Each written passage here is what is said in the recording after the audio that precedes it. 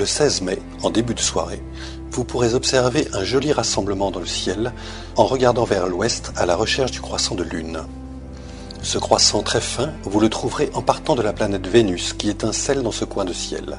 Le croissant de lune, moins de 2 jours après la nouvelle lune, montre bien la lumière cendrée, cette discrète illumination de la face nocturne de notre satellite.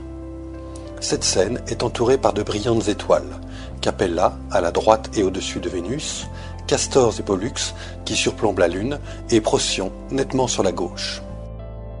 Ces étoiles sont faciles à voir.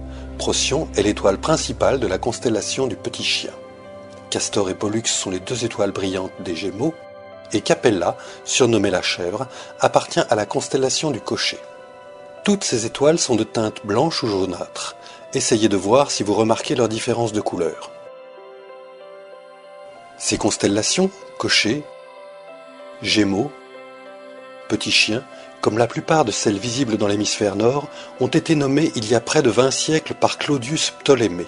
C'était un astronome grec du IIe siècle de notre ère qui recensa et cartographia toutes les étoiles visibles depuis la ville d'Alexandrie en Égypte. Ptolémée agença 1022 étoiles dont il avait mesuré la position en 48 constellations ou groupements d'astres, souvent en les associant à d'anciennes légendes de la mythologie.